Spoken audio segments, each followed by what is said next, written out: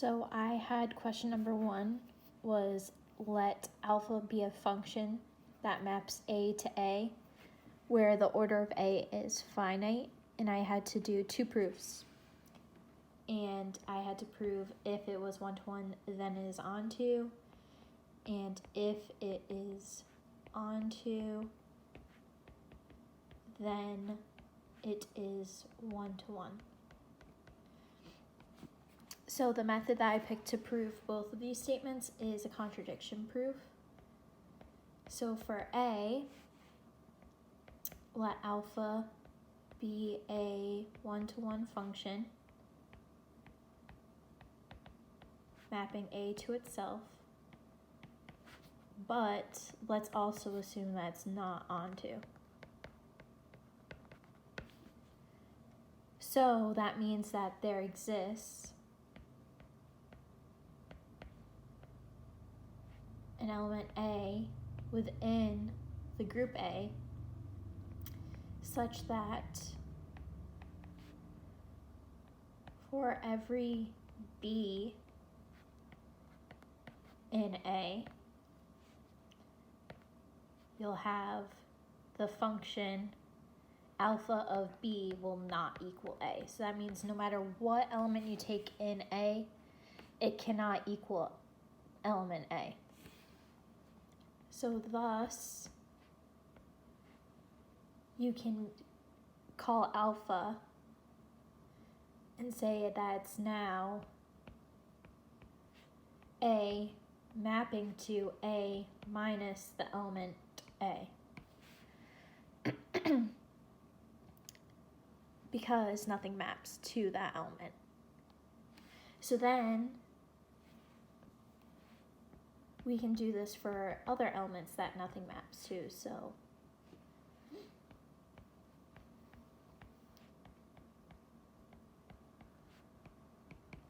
all I'm doing here is saying we can remove any other element that's like A.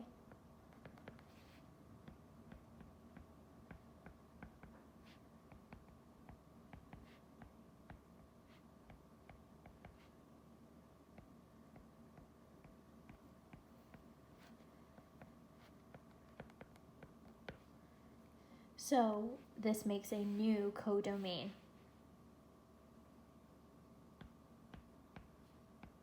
And I'm going to call it A prime.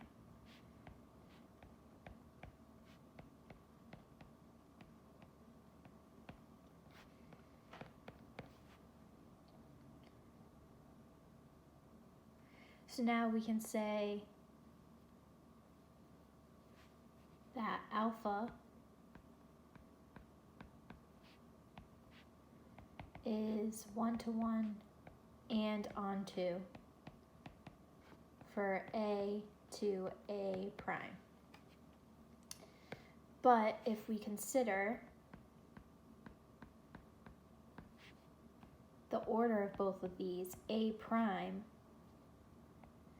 is smaller than A.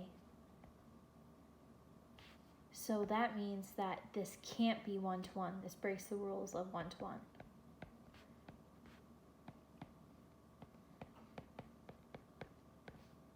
Which is a contradiction.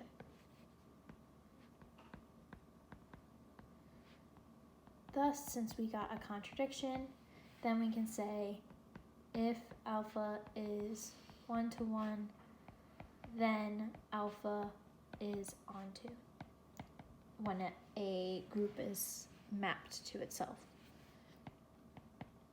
We're going to do something similar for the second part. This is also a proof by contradiction. So now instead of assuming that it's one-to-one, we're going to let alpha be onto A to A, but the function is not one-to-one.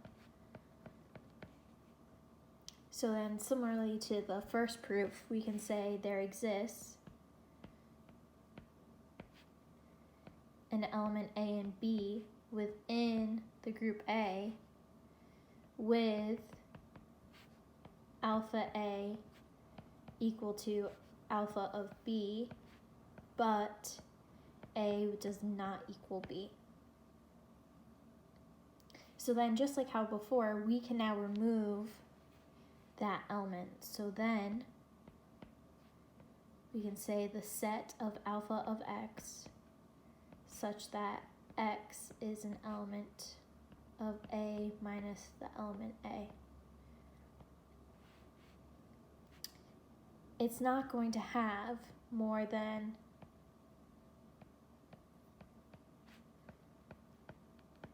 no more than n minus 1 elements. But since it's onto, it has the same image of A.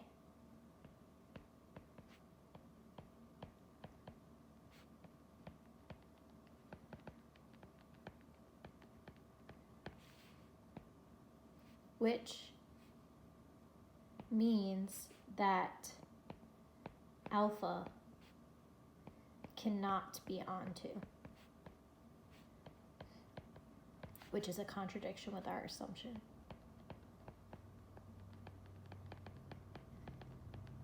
So then we have if alpha is onto,